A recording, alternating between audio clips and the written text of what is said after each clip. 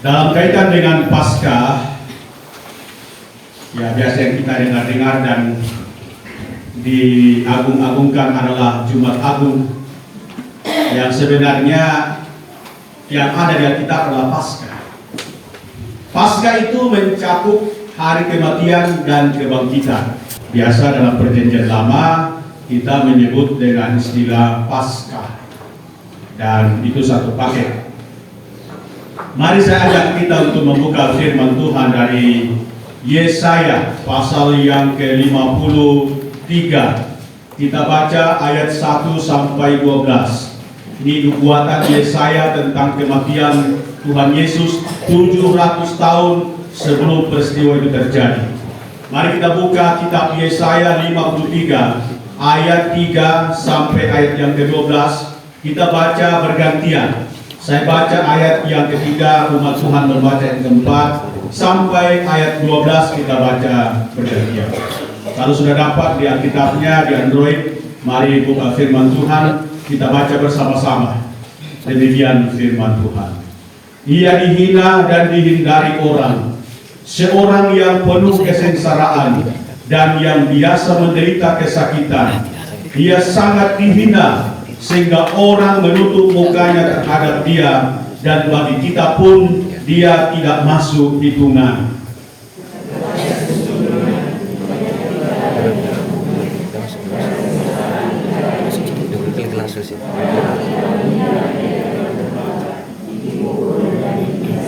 Tetapi dia tertikam oleh karena pemberontakan kita, dia diremukkan oleh karena kejahatan kita.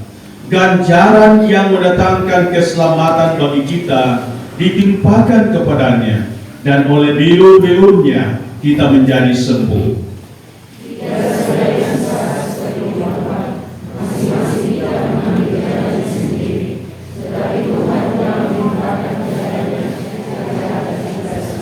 Dia dianiaya, tetapi ia membiarkan diri ditindas dan tidak membuka mulutnya. Seperti anak domba yang dibawa ke pembantaian, seperti induk domba yang keluh di depan orang-orang yang menggunting bulunya, ia tidak membuka mulutnya.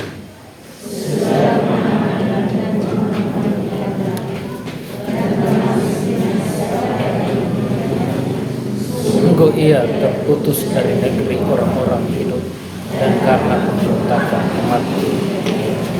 Orang menempatkan kuburnya di antara orang-orang fasik, dan dalam matinya ia ada di antara penjahat-penjahat. Sekalipun ia tidak berbuat kekerasan dan tipu tidak ada dalam mulutnya. Tapi Tuhan berkenan apabila ia menyerahkan diri sebagai orang bersalah, ia akan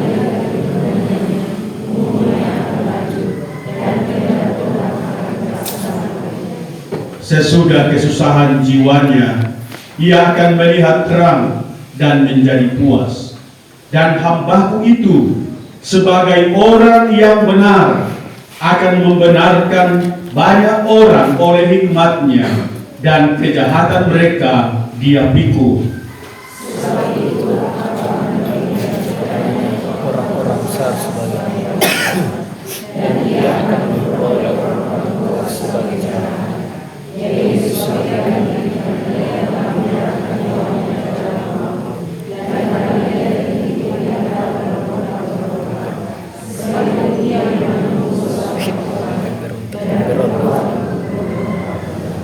Demikian firman Tuhan yang kita akan renungkan dalam khotbah ini, ialah merenungkan pentingnya pengorbanan Kristus.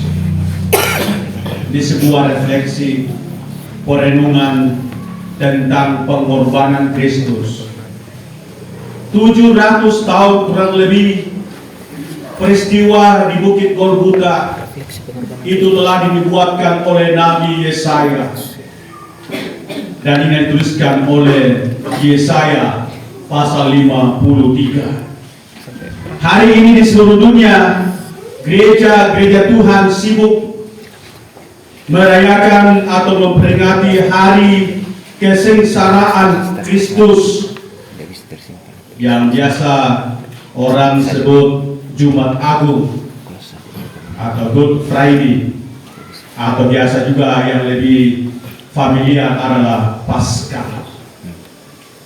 Dalam kalender Gerejani, peringatan hari kesengsaraan Tuhan Yesus itu tidak kalah penting dari hari-hari raya Kristen lainnya. Bahkan dapat dikatakan bahwa hari kematian dan kebangkitan Kristus jauh lebih penting daripada hari-hari raya lainnya. Mengapa? Karena hari kematian dan kebangkitan Kristus itu merupakan penentu masa depan kita, penentu keselamatan kita. Rasul Paulus katakan dalam 1 Korintus 15, seandainya Kristus tidak dibangkitkan, maka sia-sialah kepercayaanmu dan kamu masih hidup dalam dosamu. Kalau Tuhan atau Yesus tidak mati dan tidak dibangkitkan, kalau dia hanya datang lahir ke dunia ini tapi tidak mati dan tidak dibangkitkan, maka sia-sialah kepercayaan kita dan kita masih hidup dalam dosa dan tidak ada kepastian kepada kita. Memang tidak mungkin dia mati dan bangkit kalau dia tidak lahir. Itu adalah proses yang dilalui sampai akhirnya dia mati dan bangkit kembali. Itu berarti kematian Kristus begitu penting bagi kita menjadi sebuah perenungan dalam momen perayaan atau momen Jumat Agung hari ini. Karena itu melalui ibadah perayaan kita hari ini, saya mengajak kita sejenak merenungkan betapa pentingnya pengorbanan Kristus bagi kita. Apa pentingnya? Apa perlunya? Atau apa makna dari pengorbanan Kristus di kayu salib?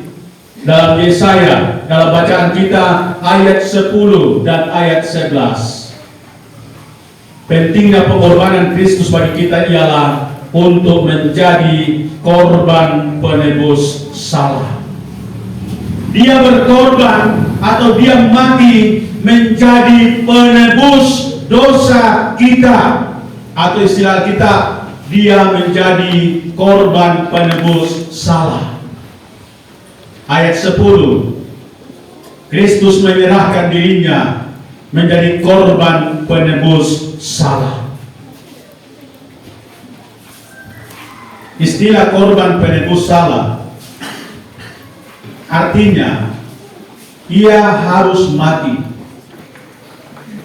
Dia menjadi korban penebus salah, artinya Yesus harus mati. Seperti yang diperintahkan Tuhan kepada Musa dalam kitab Imamat pasal 7, korban penebus salah itu harus disembelih dan darahnya harus ditumpahkan. Itu jadi korban penebus salah. Jadi orang-orang Israel setiap tahun diingatkan tentang dosa, tentang kesalahan mereka, maka mereka harus membawa domba yang disebut dengan domba atau korban penebus salah, dibawa kepada imam, dan domba itu harus disembelih dan darahnya harus ditumpahkan. Itu korban. Yang kedua, korban penebus salah artinya ada penggantian. Korban penebus salah yang dari binatang itu adalah pengganti orang yang mempersembahkan binatang itu. Setiap tahun orang Israel diingatkan. Setiap tahun, berarti kalau dia mencapai umur 70 tahun, berarti setiap orang atau setiap keluarga mempersembahkan paling kurang 70 domba. Seandainya saya hidup pada masa itu, saya tidak bisa. Saya 1 ekor pun domba saya tidak punya. Setiap tahun. Dan domba yang dipersembahkan itu ada pengganti orang yang mempersembahkannya. Dan ini yang disebut setiap tahun Mereka diingatkan akan dosa-dosa mereka dan dengan darah itu menutupi dosa. Hanya menutupi, tapi tidak hilang. Itu sebabnya Yesus datang, bukan datang menutupi dosa, tapi datang menghapus dosa. Itulah kelebihan pengorbanan Kristus dibandingkan dengan domba yang dipersembahkan. Jika ada seseorang melakukan dosa, agar dosanya dapat diampuni, maka dia harus mengganti dengan binatang atau hewan. Itu sebabnya dikatakan pada ayat ke-7, ia dibiarkan atau dia membiarkan dirinya dianiaya dan ditindas karena ia berperan sebagai pengganti kita.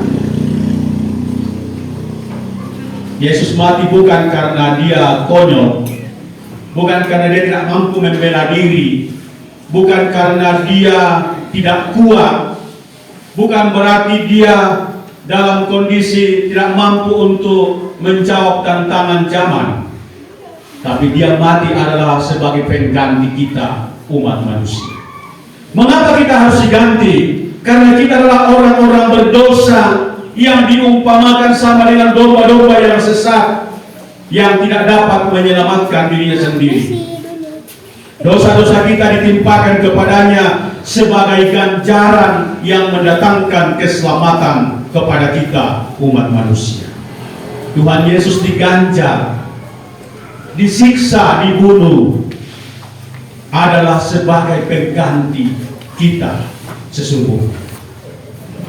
Sebenarnya kalau kita merenungkan Yesus yang ditayangkan tadi itu, dipukul sampai keluar darah, bercucuran, luka-luka karena terus dicambuk. Cambuk itu bukan hanya sekedar tali, tapi di ujungnya ada besi. Lalu kalau dia dipukul, masuklah ke dalam dagingnya dan ditarik. Sebenarnya itu kita yang ada di situ. Dia yang mengganti kita, ganjaran yang mendatangkan keselamatan untuk kita. Korban penebus salah artinya yang ketiga, berarti ada pemuasan hati Allah. Ada pemuasan. Ya, saya minta maaf karena hot percent sebenarnya ada di laptop, tapi saya sudah lupa kasih tahu tadi malam. Pemuasan, siapa yang dipuaskan? Yaitu Allah sendiri. Karena Allah itu kudus dan adil, maka manusia yang berdosa harus dihukum. Dalam pandangan Allah, dosa harus dihukum karena itu sebuah kekejian. Nah, untuk dapat memuaskan hati Allah, dosa-dosa harus disingkirkan. Nah, itu sebabnya Yesus datang, karena kita tidak sanggup untuk menanggung dosa itu, maka dia datang menjadi pengganti.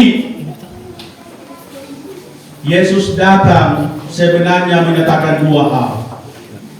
Dia datang untuk membawa kasih, dan yang kedua dia datang untuk membawa keadilan.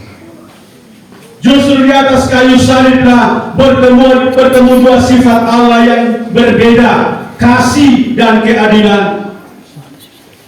Dia mengasihi kita orang-orang berdosa tanpa melihat berapa dosa kita, tapi juga dia memukul, menghancurkan dosa melalui anaknya yang dikorbankan sendiri. Itu keadilan. Itu sebabnya Allah berkenan meremukkan dia dengan kesakitan dan sengsara, karena dia adalah berperan sebagai penebus salah. Bapa berkenan meremukkan dia. Itu sebabnya dia berteriak, Eli, Eli lama sabachthani, Allahku, Allahku, mengapa engkau meninggalkan aku? Bapa mana yang tega menghancurkan anaknya kecuali dia stres? Bapa mana yang siap dan membiarkan anaknya disiksa? Betapapun kita bapa yang jahat, tapi tidak ada seorang bapa mengizinkan anaknya disiksa. Tapi Bapa berkenan mengizinkan anaknya dipaku di kayu salib, disiksa hanya karena demi memuaskan hati sang Bapa. Ini yang dilakukan oleh Yesus. Yang keempat, ada pembenaran. Tuhan Yesus menderita sebagai penebus salah karena ia membenarkan banyak orang. Ia yang benar, kita yang berdosa, ditukar. Istilah membenarkan adalah istilah hukum, di mana seseorang bersalah dinyatakan benar karena ada yang mengganti. Dalam pelatihan EE ada namanya Jenderal Samila di Rusia. Jenderal Samila ini dia ingin menggulingkan Raja Rusia yang diktator. Lalu dia mengumpulkan kekuatan dan memperkuat gudang makanan dan senjata. Lalu dia memberikan perintah kepada para prajuritnya, jaga gudang kita baik-baik. Siapa yang mencuri makanan, dia harus dipukul 50 kali cambuk. Lalu prajurit jaga ketat gudang, tidak boleh ada yang hilang. Tapi suatu malam mereka kehilangan makanan. Lalu datanglah seorang prajurit kepada Jenderal Samila, Pak Jenderal, tadi malam kita kecurian. Pak Jenderal katakan hanya satu hukum, siapa yang mencuri harus dipukul, dicambuk 50 kali. Dicari siapa yang mencuri, ternyata yang mencuri dia lain dan tidak bukan adalah ibunya Samila, mamanya Samila. Lalu datanglah prajurit katakan, Pak, ini yang mencuri tadi malam. Lalu Pak Samila katakan, waduh kasihan, mama aku itu kasihan. Lalu Pak Samila katakan kepada mamanya, Mak, karena mama mencuri, sesuai undang-undang kami, undang-undang kita, mama harus dipukul 50 kali. Mamanya katakan, kurang ajar, mentang-mentang jenderal, masa saya harus dipukul gara-gara curi makanan. Dia katakan, karena saya adalah jenderal yang adil, maka mama harus siap dipukul. Lalu Pak Jenderal katakan, bawa orang ini ke lapangan, ikat dia di satu tiang, siapkan algojo untuk memukul mencambuk dia 50 kali.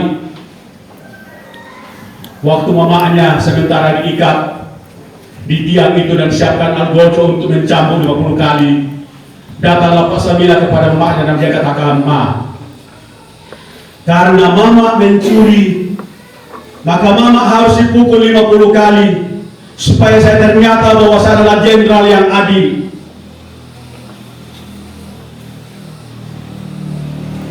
Mama harus siap dipukul 50 kali.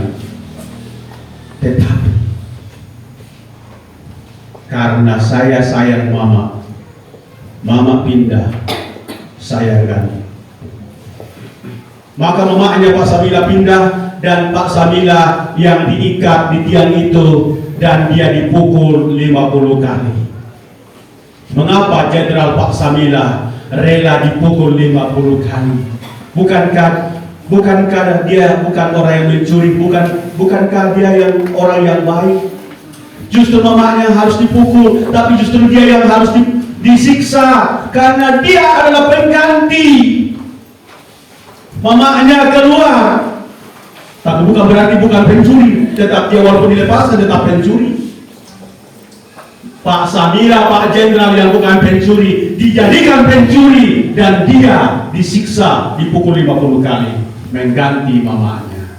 Inilah yang dibuat oleh Yesus untuk kita. Kita adalah orang-orang seperti mamanya Samila. Kita orang-orang yang harus digantung, dihukum, tapi karena kita tidak mampu, maka Allah mengutus anaknya di dunia ini dan dialah yang disiksa untuk menjadi pengganti agar kita yang berdosa di hadapan Allah kita disebut orang benar, dan Yesus yang tidak pernah mengenal dosa dijadikan dosa supaya kita yang berdosa dibenarkan di hadapan Allah. Inilah cara Allah mengizinkan anaknya menjadi korban penebus salah, supaya Bapak dan Ibu kita semua dapat dijadikan orang-orang yang benar. Tetap kita orang berdosa, tapi di hadapan Allah kita disebut orang benar. Status kita diubah, dan itu terjadi satu kali untuk selama-lamanya. Yesus tidak mati terus. Kalau saya berdosa mati lagi, kalau saya berdosa mati lagi. Itu sebabnya kepastian keselamatan bagi setiap orang yang percaya dijamin di dalam kematian dan kebangkitan Kristus. Yang kedua, apa pentingnya kematian Yesus bagi kita? Tadi jadi penebus salah. Yang kedua, dia mati untuk menjadi imam besar bagi kita. Ayat 12. Yesus mati menjadi imam besar bagi kita. Mengapa Tuhan Yesus perlu menjadi imam besar? Hampir dalam semua agama membutuhkan imam, termasuk kita orang Kristen. Tapi di dunia ini tidak ada lagi imam, apalagi imam besar. Yang kita miliki sekarang adalah Yesus di sorga. Waktu dia naik ke sorga, dia duduk di sebelah kanan Bapa. Fungsinya adalah menjadi imam besar. Mengapa Tuhan Yesus perlu menjadi imam besar? Yang pertama, untuk mempersembahkan korban penebus salah. Yesus perlu menjadi imam besar karena dengan itu dia dapat mempersembahkan korban penebus salah. Tuhan Yesus tidak seperti imam besar Harun dalam perjanjian lama. Harun dalam perjanjian lama mempersembahkan korban dari binatang setiap tahun. Tetapi Tuhan Yesus, ia mempersembahkan dirinya sebagai korban. Dan karena itu dikatakan ia disebut anak domba Allah. Ia adalah anak domba Allah karena ia yang mempersembahkan dirinya sebagai persembahan penebus dosa atau penebus salah. Dan hanya oleh persembahan Yesuslah yang mempersembahkan dirinya satu kali untuk selama-lamanya. Persembahan itulah yang sempurna. Dan itulah yang menghapus dosa kita. Sehingga dalam nilai firman dosa dapat dihapus hanya oleh darah Yesus, bukan oleh darah binatang. Darah binatang hanya menutupi, tapi tidak menghilangkan. Hanya oleh darah Yesus, darah yang kudus itu. Yang kedua, mengapa Yesus perlu menjadi imam besar? Ialah untuk menaikkan doa syafaat bagi umatnya. Untuk menaikkan doa syafaat atau menjadi syafator, pendoa syafaat bagi kita. Tugas seorang imam besar adalah mendoakan umatnya kepada Allah. Dan itulah yang dilakukan oleh Tuhan Yesus di kayu salib. Ia berdoa untuk pemberontak.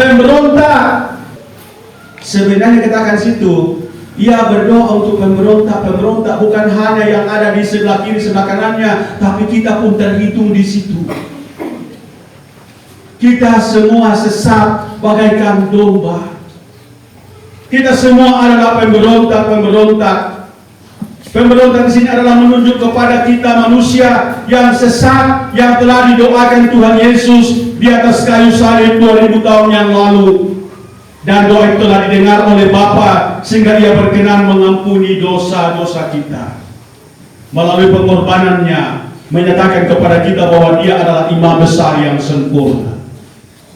Karena itu kita tidak perlu mempersembahkan korban binatang sebagai korban penebus dosa. Kerbau apapun, saleko, tidak bisa jadikan korban untuk penebus salah. Yesus telah menjadi korban sempurna. Karena itu kalau ada yang kita potong, itu hanya lauk pauk. Tidak ada hubungannya dengan keselamatan kita. Berapapun yang kita potong, tidak ada hubungannya dengan keselamatan manusia. Pengorbanan Kristus adalah korban Paskah yang cukup dan sempurna dan tidak perlu ditambah dengan korban lain. Itu sebabnya kalau kita mempersembahkan sesuatu kepada Tuhan, itu bukan korban yang untuk menebus dosa kita, itu adalah tanda syukur. Kita memberikan persepuluhan kita memberikan persembahan khusus, kita memberikan persembahan sukarela. Itu bukan menjadi korban yang dapat menebus dosa kita. Itu hanya ucapan syukur semata. Kita mensyukuri segala kebaikan pertolongan Tuhan kepada kita. Sejauh mana kita mengerti tentang pengorbanan Kristus, sejauh itulah juga kita bersyukur kepadanya. Ya, seorang katakan, tidak ada lagi perpuluhan dalam perjanjian baru. Toh kalau tidak ada, tidak apa-apa. Abraham saja belum pernah diberitahu tentang persepuluhan. Bahkan ada penafsir mengatakan bahwa Abraham itu sebelum dia dipanggil oleh Tuhan dari Ur Kasdim, rupanya nenek moyang mereka sudah biasa mempraktekkan tentang namanya persepuluhan. Dan ketika dia bertemu dengan Melkisedek, tahu Melkisedek? Di Torah tidak ada orang namanya Melkisedek. Yang ada di Torah ada Melkilungan, ada Melkidokto. Yang kitab Melkisedek. Melkisedek itu adalah Raja Salem, Raja Shalom, atau Raja Damai Sejahtera. Dia tidak berbapa, tidak beribu, tidak bersilsilah. Dia disebut Imam Allah yang Maha Tinggi, yang pernah bertemu dengan Abraham ketika Abraham pulang merebut kembali Lot dan keluarganya yang ditawan oleh Kedorlaomer Raja Aram. Lalu Abraham pulang ke daerah Sodom. Lalu datanglah Melkisedek menemui dia dan memberikan dia roti dan anggur. Dan dikatakan kepadanya Abraham memberikan 1/10 dari segala yang dipunyai. Oh, ada lagi yang di YouTube itu mengajarkan begini. Dalam perjanjian lama persepuluhan itu hanya dari ternak-ternak dan buah-buahan, bukan dari gaji. Ini pengajar dari mana lagi? Abraham tidak pernah diajar bahwa engkau harus memberikan persepuluhanmu dari ternak-ternak, tapi dia memberikan segala yang dipunyainya. Itu persoalan iman. Ya, namun ya diubah tidak ada kenoka kita. Itu kenapa? Kan persoalan iman.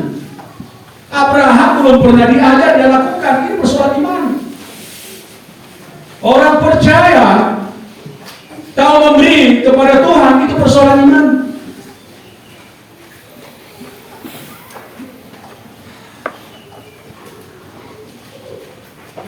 Yang terakhir, yang ketiga, mengapa atau apa perlunya pengorbanan Kristus bagi kita untuk memberi teladan kepada kita, atau dia menjadi teladan kepada kita untuk memberi teladan. Teladan apa yang ada pada pengorbanan Kristus? Yang pertama, teladan kerendahan hati. Dia mengajarkan keteladanan kerendahan hati.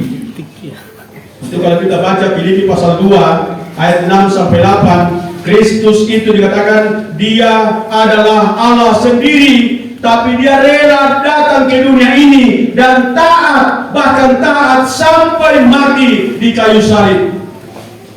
Itulah sebabnya dikatakan Tuhan memberikan nama kepadanya, nama di atas segala nama, supaya dalam nama Yesus bertekuk lutut semua yang ada di bumi ini dan segala lidah mengaku bahwa Yesus adalah Tuhan. Ayat ini belum tergenapi sampai hari ini. Ada saatnya nanti ketika Tuhan Yesus datang di atas langit atau di atas awan-awan, maka semua mata akan memandang dan melihat dia, dan semua orang akan meratap. Tapi tidak ada lagi kesempatan untuk bertobat. Semua akan ada saatnya, semua mulut mengaku bahwa Yesus adalah Tuhan. Hari ini masih banyak orang yang mengolok-olok nama itu. Tapi tunggu saatnya, Yesus akan datang, dan bahkan dikatakan semua yang pernah menikam dia akan meratap dan berkata kepada gunung batu, hai gunung batu, timbullah kami. Kami tidak sanggup melihat kemuliaan anak domba Allah itu. Dalam Yohanes pasal 1 ayat 1 dikatakan dia adalah Allah, tapi ia telah merendahkan dirinya dan taat sampai mati. Kristus yang adalah Tuhan memberi contoh bahwa dia adalah Tuhan yang memberikan contoh kerendahan hati kepada kita. Kalau kita baca Yohanes pasal yang ke-13, Yesus katakan, kamu menyebut aku guru dan Tuhan, dan katamu itu benar, sebab memang aku adalah guru dan Tuhan. Jika aku membasuh kakimu, yang aku adalah guru dan Tuhan, kamu pun wajib saling membasuh masing-masing. Oh, ada orang yang praktekkan itu setiap musim seperti ini. Ya, pendeta ada di depan, bawa basi, bawa loyang, taruh air, datanglah jemaat cuci kaki. Ya, mudah-mudahan ada yang datang tapi tidak basuh kakinya. Ya, boleh-boleh saja dipraktekkan seperti itu, tapi Tuhan tidak ajarkan seperti itu. Yang Tuhan izin ajarkan ialah makna dari membasuh kaki itu ialah kita saling melayani satu dengan yang lain dengan kerendahan hati. Tidak harus bahwa pendeta harus cuci kaki kita masing-masing. Semua hanya bentuk simbol yang bermakna rohani. Yang kedua, teladan dari pengorbanan Yesus ayat 7, yaitu kesabarannya. Ia telah membiarkan dirinya dianiaya, diludahi, dipukul, dilucuti, disiksa, dibunuh. Adalah gambaran kesabaran Kristus yang patut dicontoh. Ia tidak membuka mulutnya seperti induk domba yang dibawa ke pembantaian. Dia seperti anak domba yang siap digunting bulunya, tidak membuka mulutnya apa-apa. Bukan berarti Yesus tidak bisa panggil malaikat dari surga untuk datang bantu dia. Ketika serdadu-serdadu datang di Taman Getsemani, lengkap dengan lentera dan semuanya pedang, Yesus katakan kepada mereka, bukankah setiap hari aku ada di bait Allah? Mengapa kamu datang lengkap dengan pedang? Apakah yang Yesus pernah lakukan yang sepantasnya dia dihukum? Maka beranilah Petrus, dia menghunus pedangnya lalu dia memotong telinga seorang hamba namanya Malkus. Tapi Yesus katakan, sarungkan pedangmu itu. Yesus tidak butuh pembelaan manusia. Yesus tidak butuh pembelaan malaikat. Tapi dia merelakan semua itu adalah menyatakan bahwa dia adalah Tuhan yang begitu sabar. Yang ketiga, keteladanan dari Tuhan Yesus adalah ketaatan ayat 10. Dalam doanya di Taman Getsemani dia meminta, ya Tuhan atau ya Bapa, ambillah cawan ini, biarlah cawan ini lalu daripadaku, tapi bukanlah kehendakku yang jadi, melainkan kehendak Bapa. Ayat 10 dikatakan karena ia taat kepada Bapaknya, maka ia rela diremukkan bahkan hancur. Dia taat. Yang keempat, keteladanan ayat 11 juga taat dalam bentuk pelayanannya. Ia rela disebut sebagai hamba. Dia disebut hamba, padahal dia Tuhan. Istilah hamba menunjuk kepada pelayanan Tuhan Yesus. Dia datang bukan untuk dilayani, tapi dia datang untuk melayani. Walaupun dia adalah Tuhan, tapi dia memberikan contoh kepada kita supaya kita pun menjadi hamba yang melayani, yang tidak dapat dipisahkan dari pengorbanan Kristus kepada kita. Dan terakhir, teladan dari pengorbanannya ialah pengampunannya, ayat yang ke-12. Pengampunan. Walaupun dia disiksa oleh musuh-musuhnya, tapi tetap berdoa untuk mereka. Ya Bapa, ampunilah mereka, karena mereka tidak tahu apa yang mereka lakukan. Doa ini juga dipraktikkan oleh Diaken Stefanus waktu dia dirajam batu dalam Kisah Rasul pasal 7. Dia juga berdoa untuk mereka yang merajam batu sampai akhirnya Stefanus mati. disaksikan oleh Saulus. Inilah paling kurang 3 pentingnya pengorbanan Kristus bagi kita pada hari ini yang kita renungkan. Pertama ialah Dia mati menjadi penebus kita. Yang kedua, Dia mati untuk menjadi imam besar kita. Kita memiliki seorang imam besar, seorang pengantara yang kepadanya kita membawa keluhan-keluhan kita dan Dia sampaikan kepada Bapa. Itu sebabnya kita berdoa di dalam nama Yesus, karena Dia adalah imam besar kita. Dan yang ketiga, Dia mati untuk memberi teladan kepada kita umat manusia. Mari kita berdoa. Terima kasih untuk firman-Mu yang kami boleh renungkan siang ini. Tuhan memberkati kami dapat merenungkan makna, arti, pentingnya pengorbanan Kristus bagi kami lebih 2000 tahun yang lampau. Kiranya kami dimotivasi melayani lebih baik lagi di masa yang akan datang. Tuntun kami Bapa sampai selesai ibadah ini. Dalam nama Tuhan Yesus kami berdoa. Amin.